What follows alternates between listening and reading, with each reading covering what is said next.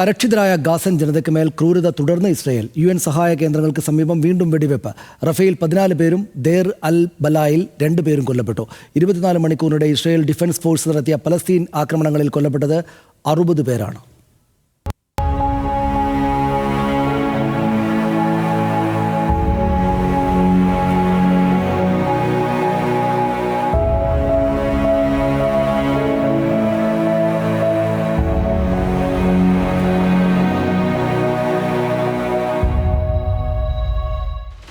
Israel defence ഫോഴ്സിന്റെ ഒഴിപ്പിക്കൽ ഉത്തരവുകളുടെ പശ്ചാത്തലത്തിൽ വടക്കൻ ഗാസയിലെ ജബാലി അടക്കമുള്ള നഗരങ്ങളിൽ കൂട്ടപ്പലായനമാണ് നടക്കുന്നത്.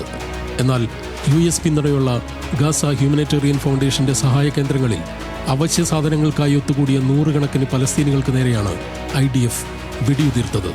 മധ്യ ഗാസയിലെ ദേർ അൽ ബലായിലും തെക്കൻ റഫേലുമായിരുന്നു വെടിവെപ്പുണ്ടായത്. 2 ആക്രമണങ്ങളിലുമായി 20 പേർ കൊല്ലപ്പെട്ടെന്നാണ് ആശുപത്രികളിൽ നിന്നുള്ള റിപ്പോർട്ട്. 90-ലധികം പേർക്ക് ദർ അൽ ബല വെടിവെപ്പിൽ പരിക്കേറ്റു. 24 മണിക്കൂറിനിടെ ഗാസ മുനമ്പിലെ ഇസ്രായേൽ ആക്രമണങ്ങളിൽ 60-ലധികം പലസ്തീനികൾ കൊല്ലപ്പെട്ടെന്ന് അൽ ജസീറ റിപ്പോർട്ട് ചെയ്യുന്നു.